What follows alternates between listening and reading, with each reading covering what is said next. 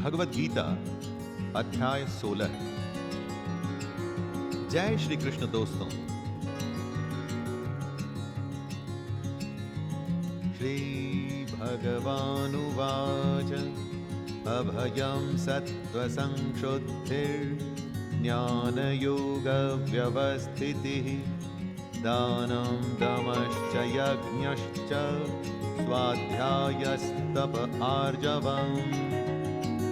भगवान कहते हैं कि जहां डर न हो, अंतःकरण एकदम स्वच्छ हो, तत्व ज्ञान को हासिल करने के लिए ध्यान योग में निरंतर प्रतिज्ञा हो, सात्विक दान हो, इंद्रियों का दमन करने की इच्छा हो, भगवान देवता और गुरुजनों की पूजा की जाए और अग्निहोत्र जैसे उत्तम कर्मों का पालन हो, वेद शास्त्रों का पठन पाठन, कितने भी कष्ट आए लेकिन स्वधर्म का पालन किया जाए। ये सारे लक्षण होते हैं दैवी संपदा के। संपदा का अर्थ वैसे तो धन दौलत और ऐश्वर्य होता है दोस्तों, लेकिन दैवी संपदा के गुण हमारी दुनिया की संपत्ति से बिल्कुल अलग होते हैं। कृष्ण ऐसा कह रहे हैं कि यही तो सबसे बहुमूल्य संपत्ति होती है।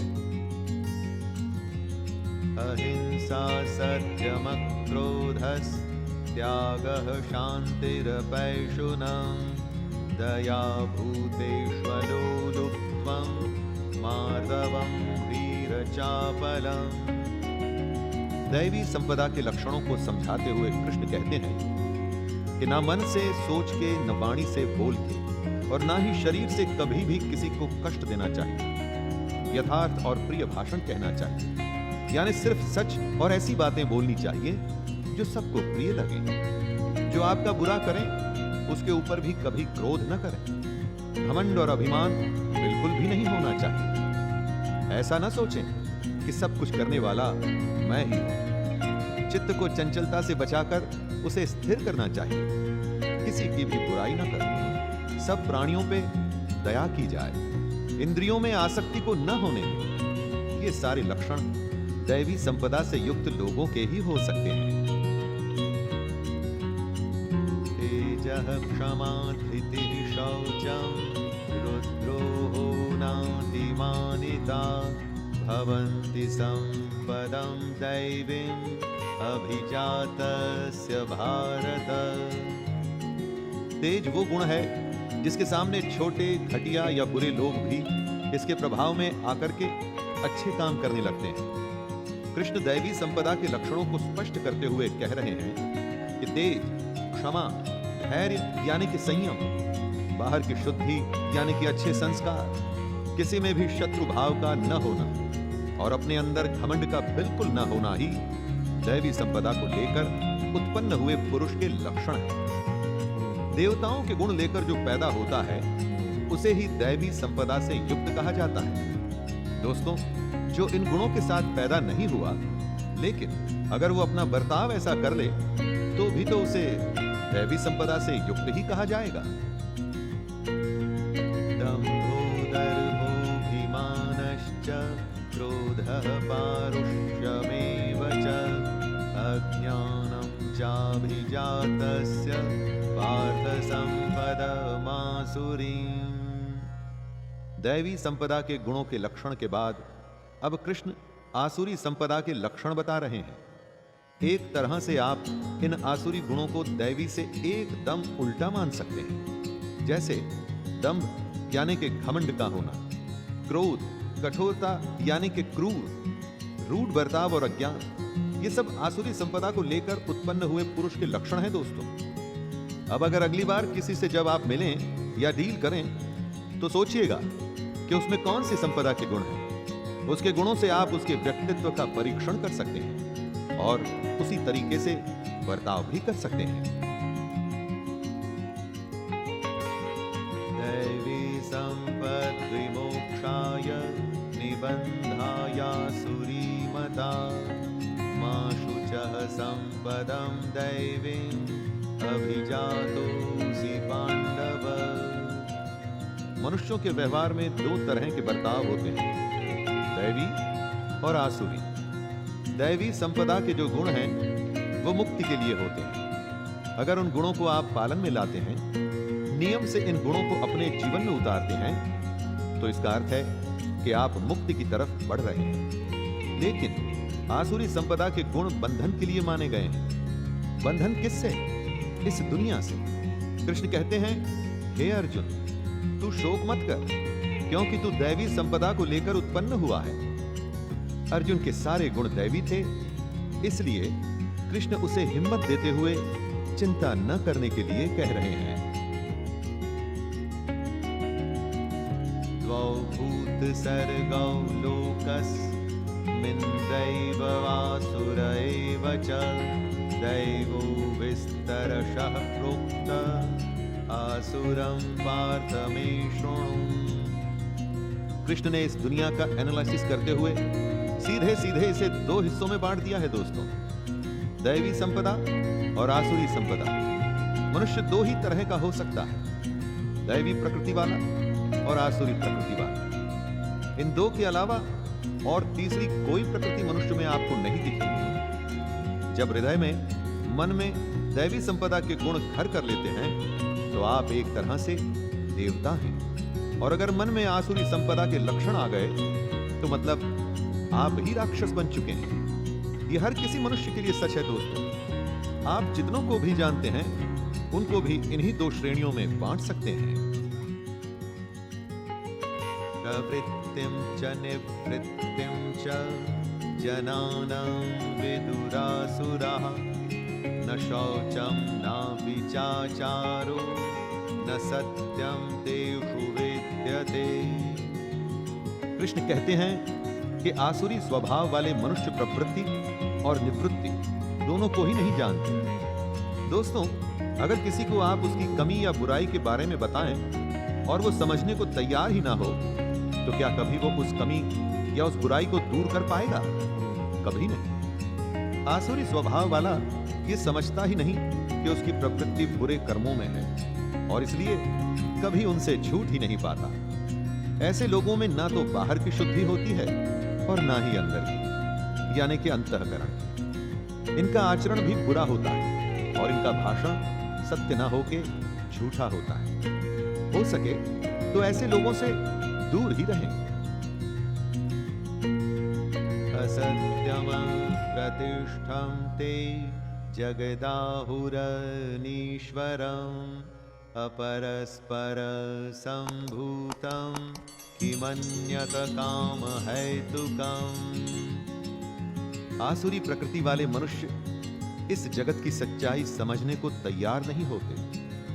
वो कहते हैं कि जगत आश्रय रहित है। ये दुनिया अगर किसी नियम से चल रही है तो इसके पीछे कोई तो होगा। आसुरी प्रकृति वाले मनुष्य धर्म और अधर्म के सत्य को नहीं मानते और ना ही वो ईश्वर को मानते।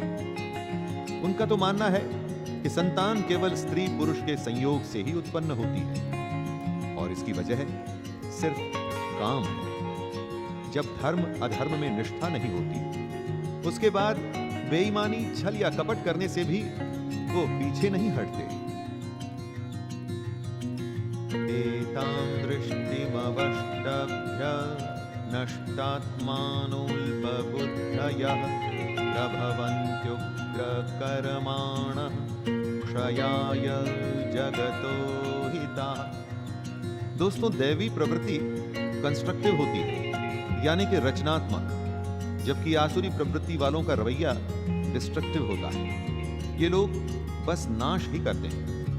एक ग्रुप में कुछ लोग हमेशा ऐसी सलाह देते हैं जिससे हल निकले और प्रॉब्लम सॉल्व हो, जबकि कई सिर्फ ऐसी ही बातें करते हैं जिससे परेशानी और बढ़ जाती है। आसुरी लोगों में उनके मिथ्या ज्ञान, झूठी और गलत समझ उनके स्वभाव को नष्ट कर देता है और उनकी बुद्धि को भी मंद कर देती है। ऐसे लोग सिर्फ बुरा करते हैं और जगत का सिर्फ नाश ही करते हैं।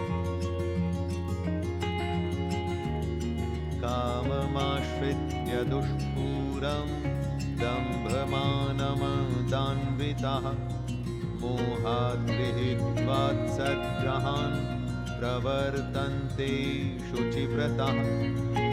अपने पैसे और शक्ति में चूर आसुरी हमेशा ऐसी कामनाओं में घिरे रहते हैं जो कभी भी पूरी नहीं होती। ज्यादा पैसे वाले को ही और पैसे चाहिए होते हैं, उसमें कभी भी संतोष नहीं होता।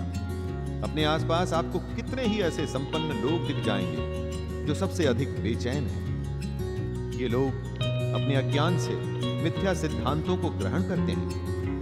ये धर्म के सिद्धांत न मानकर अपने ही झूठे सिद्धांतों में खुश होते हैं और भ्रष्ट आचरण करने के बहाने ढूंढते रहते हैं।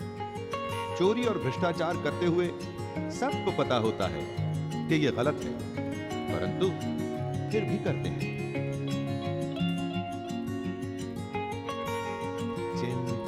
चिंतामपरिमेयां च प्रलयान्तामुपाश्रिताः कामोपभोगपरमां एतावदिति निश्चिताः।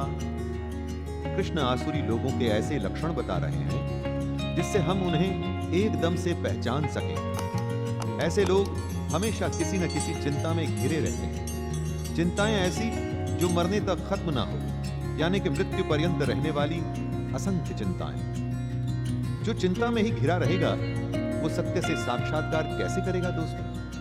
आसुरी लोगों का वैसे सत्य से कोई वास्ता भी नहीं होता। ये बस विषय भोगों में तत्पर रहते हैं। विषय भोग यानी कि इंद्रियों के भोगने से जो आनंद मिलता है, जैसे खाना, पीना, सोना इत्यादि। जो इस तरह के भोगों के आनंद के लिए ही जीता है, तो उसके कर्म कैसे होंगे ये तो अब आप खुद ही समझ सकते हैं। आशापाशशतैर्बद्धाः कामक्रोधपरायणाः ईहन्ति कामभोगार्थम् अन्यायेनार्थसञ्चयान्। जो कामना में, अपनी इच्छा में फंसा होता है, वो उसके लिए कुछ भी करने को तैयार होता है। यही होती है आसुरी प्रवृत्ति। अपने कर्म को कर्तव्य समझ के करने से ये एकदम उल्टा है। कामना या आशा की सैकड़ों फांसियां इन लोगों को अपनी जकड़ से छूटने नहीं देती। आशा की वजह से इनके मन में काम और क्रोध जैसे भाव आते हैं। काम और क्रोध के चलते ये अपना आपा खोकर अपने विषय भोगों के लिए अन्याय से भी पीछे नहीं हटते। इनका ध्येय सिर्फ अपने भोगों के लिए धन इकट्ठा करने से होता है। इस बात को समझिएगा दोस्तों। आशा जिससे होता है काम, क्रोध, और उसी से होता है अन्याय। इदमद्य मया लब्धम् इमं प्राप्स्ये मनोरथम् इदमस्तीदमपि मे भविष्यन्ति पुनर्धनम्। जरूरत 2 रोटी की होती है दोस्तों, और 2 जन्म का धन इकट्ठा करके भी आसुरी मनुष्य बेचैन रहता है। क्यों? क्योंकि आसुरी मनुष्य सोचता है कि मैंने आज ये प्राप्त कर लिया है, इससे मैं ये खरीदूंगा, वो खरीदूंगा, ऐसा करूंगा, वैसा करूंगा। और जिस दिन ये खरीद पूरी हो जाती है तो कोई नई कामना, कोई नई आशा, कुछ नया प्राप्त करने के लिए विवश करती है, और ये कामना पहले से बड़ी होती है। इस बार बड़ी कार या बड़ा घर या पहले से भी महंगा गहना लेना होता है, और इस तरह से यह सिलसिला एक फांसी की तरह बस कसता हुआ चला जाता है। अधिकतर तो यह समझ ही नहीं आता, और अगर समझ भी आता है तो बहुत देर हो चुकी होती है। असौ मया हतः शत्रुर्हनिष्ये चापरानपि ईश्वरोऽहमहं भोगी सिद्धोऽहं बलवान सुखी। आसुरी प्रवृत्ति के मनुष्यों को पहचानने के लिए उनके अहंकार को पहचानना चाहिए। ये लोग ऐसा सोचते हैं कि एक शत्रु मेरे द्वारा मारा गया और अब मैं दूसरे शत्रुओं को भी मार डालूंगा। कहने का मतलब, एक जीत के बाद इनको लगता है कि अब ये जीतते ही रहेंगे, और हर जीत के बाद इनका अहंकार पहले से भी ज्यादा हो जाता है। ये लोग एक तरह से अपने आप को ईश्वर समझने लगते हैं, क्योंकि ये अपने आप को ऐश्वर्य का भोगने वाला मानते हैं। इन्हें लगता है कि ये सब सिद्धियों से युक्त हैं और ये अपने बल और झूठे सुख में ही जीते रहते हैं। आढ्योऽभिजनवानस्मि पुण्योऽस्ति सदृशो मया यक्षे दास्यामि मोदिष्य इत्यज्ञानविमोहिताः अनेकचित्तविभ्रान्ता मोहजालसमावृताः प्रसक्ताः कामभोगेषु पतन्ति नरकेषु च। अपने धन और अपने बड़े कुटुंब पर अभिमान करने वाले अपने सामने दूसरे किसी को कुछ भी नहीं समझते।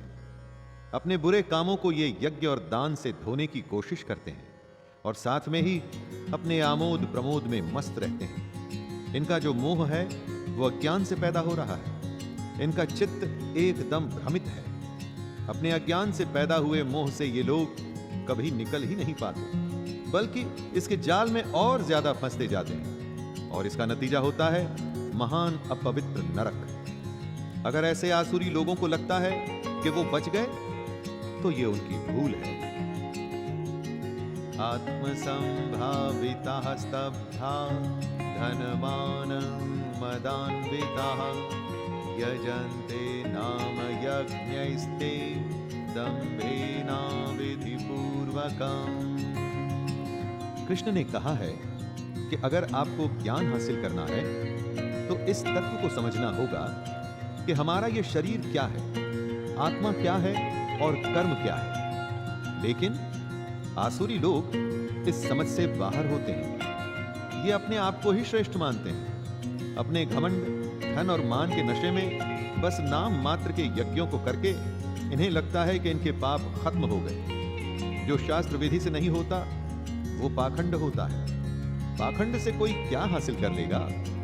हजारों साल पहले महाभारत के समय में ऐसे आसुरी लोग थे और आज की हमारी इस दुनिया में भी ऐसे लोगों की कमी नहीं है दोस्तों। अहंकारं बलं दर्पं कामं क्रोधं च संश्रिताः मामात्मपरदेहेषु प्रद्विषन्तोऽभ्यसूयकाः। कंस श्री कृष्ण से द्वेष रखता था, उसका क्या हुआ ये तो आप जानते ही। कंस उस जमाने के आसुरी मनुष्य थे। वैसे ही आसुरी लोग हमारी दुनिया में भी हैं जो कृष्ण से द्वेष रखते हैं और उनके इस द्वेष की वजह होती है इन लोगों का अहंकार, बल, घमंड, कामना और क्रोध आदि। दोस्तों, अपनी इन बुराइयों के कारण वो ना तो अपने अंदर उपस्थित कृष्ण को देख पाते हैं और ना ही दूसरों में मौजूद कृष्ण को देख पाते हैं। आसुरी लोगों की एक बहुत बड़ी पहचान है कि ये लोग दूसरों की निंदा बहुत करते हैं। दूसरों की बुराई में इन्हें एक अलग तरह का मजा आता है। तानहं द्विषतः क्रूरान् संसारेषु नराधमान् क्षिपाम्यजस्रमशुभानां सुरीष्वेव योनिषु। कर्मों का किया कहीं जाता नहीं। अच्छे कर्म हैं तो उनका फल मिलता है दोस्तों, और बुरे कर्म हैं तो भी उनका हिसाब किताब होता है। कृष्ण कहते हैं, मुझसे द्वेष करने वाले पापाचारी और क्रूर कर्मी नराधमों को मैं संसार में बार बार आसुरी योनियों में ही डालता हूं। दोस्तों, मरते समय हम अपने संस्कार अपने साथ लेके ही दूसरे शरीर में जाते हैं। यहां हम से मतलब आत्मा से है। जब हमारी आत्मा एक शरीर को छोड़कर दूसरे में जाती है तो अपने साथ सारे संस्कार ले जाती है। आसुरी लोग इसी वजह से बार बार आसुरी योनियों में ही जन्म लेते हैं। अपने जन्म के दौरान उन्हें लगता है कि वो बहुत आनंद उठा रहे हैं, लेकिन असल में वो कृष्ण के द्वारा दिए गए दंड को भोग रहे होते हैं। आसुरीं योनिमापन्ना मूढ़ा जन्मनि जन्मनि माम प्राप्यैव कौन्तेय ततो यान्त्यधमां गतिम्। जब तमोगुण की बाहुलता होगी तो स्वाभाविक है कि सतोगुण और रजोगुण कम हो जाएंगे। तमोगुण नीच योनि में लेके जाता है। आसुरी लोगों को कृष्ण बेवकूफ बताते हैं। ऐसे लोग कृष्ण को कभी प्राप्त नहीं होते। वो लगातार एक जन्म के बाद अगले जन्म में आसुरी योनि में ही जाते हैं और फिर उसके बाद उससे भी अति नीच गति को प्राप्त होते हैं, अर्थात घोर नरकों में पड़ते हैं। बुरे लोग कभी कृष्ण को प्राप्त करने की कोशिश ही नहीं करते। पैसा, मान और प्रतिष्ठा में ही अपना सब कुछ लगा देते हैं। जिसकी कोशिश नहीं करेंगे तो दोस्तों वो मिलेगा कैसे? त्रिविधं नरकस्येदं द्वारं नाशनमात्मनः कामः क्रोधस्तथा लोभस्तस्मादेतत्त्रयं त्यजेत्। दुनिया में हर बुराई के 3 मूल कारण हैं, काम, क्रोध और लोभ। इन तीनों को कृष्ण नरक के द्वार बता रहे हैं। ये तीनों इतने बुरे हैं कि इन्हें आत्मा का नाश करने वाले अर्थात आत्मा को अधोगति में ले जाने वाला माना गया है। आसुरी प्रवृत्ति के लोग इन्हीं तीनों के वश में अपनी सुध बुध खो बैठते हैं। काम, क्रोध और लोभ आपसे हर वो चीज करवाते हैं जो आपको नहीं करनी चाहिए, शारीरिक तौर पर भी और मानसिक तौर पर भी। दोनों कष्ट इन तीनों से ही शुरू होते हैं। इनके चंगुल में फंसने के बाद कोई विरला ही होता है जो नरक से बच पाता है। अगर आपको अपना जन्म संवारना है तो दोस्तों इन तीनों को त्याग दीजिए। एतैर्विमुक्तः कौन्तेय तमोद्वारैस्त्रिभिर्नरः आचरत्यात्मनः श्रेयस्ततो याति परां गतिम्। काम, क्रोध और लोभ को कृष्ण नरक का द्वार बताते हैं। जो मनुष्य इन तीनों नरक के द्वारों से मुक्त होता है वो पुरुष अपने कल्याण का आचरण करता है। अपने कल्याण का आचरण से अर्थ ये हुआ दोस्तों कि अपने उद्धार के लिए कृष्ण द्वारा बताए हुए रास्ते पर चलता है, और इसीलिए ऐसे पुरुष परम गति को जाते हैं, अर्थात कृष्ण को प्राप्त होते हैं। आपको अपनी भलाई करनी है या आपको नरक में जाना है, ये निर्णय आपका है। कृष्ण ने दोनों रास्ते बताए हैं आपको। हर किसी को इन दोनों रास्तों में से किसी एक को चुनना होता है। यह शास्त्र विधि मुत्सृज्य वर्तते कामकारतः न स सिद्धिमवाप्नोति न सुखं न परां गतिम्। लोगों में दैवी प्रवृत्ति या आसुरी प्रवृत्ति का असली निर्धारण होता है शास्त्रों से और किसी से नहीं। जो शास्त्रों का पालन करता है वो दैवी प्रवृत्ति का है, आसुरी प्रवृत्ति का नहीं। आसुरी पुरुष शास्त्र को नहीं मानता। वो शास्त्रों द्वारा कही गई सही विधि को त्याग कर अपनी इच्छा से मनमाना आचरण करता है। अपने घमंड में वो मनमानी करता है, जिस वजह से ना तो उसे सिद्धि प्राप्त होती है, ना परम गति और ना ही सुख। दोस्तों, मशीन या मोबाइल या कार चलाने तक के मैनुअल होते हैं। अगर आप उनका पालन नहीं करेंगे तो आपको मालूम ही है कि क्या होगा। अगर सही विधि नहीं अपनाएंगे तो कोई भी काम कभी भी सिद्ध नहीं होगा। तस्माच्छास्त्रं प्रमाणं ते कार्य व्यवस्थितौ ज्ञात्वा शास्त्र विधानोक्तं कर्म कर्तुमिहार्हसि।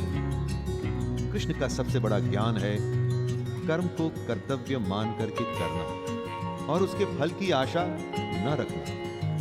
आप पूछ सकते हैं कि कैसे पता चलेगा कि हमारा कर्तव्य क्या है? उसका उत्तर है शास्त्र। शास्त्र सबसे बड़े प्रमाण है। शास्त्र बताएंगे कि क्या कर्तव्य है और क्या नहीं। शास्त्रों के द्वारा जिस कर्म की आज्ञा दी जाए वही कर्तव्य है, वही नियत कर्म है। इसीलिए कृष्ण अर्जुन को शास्त्र विधि से कर्म करने की सलाह दे रहे हैं। और ये शास्त्र क्या है? शास्त्र है भगवत गीता।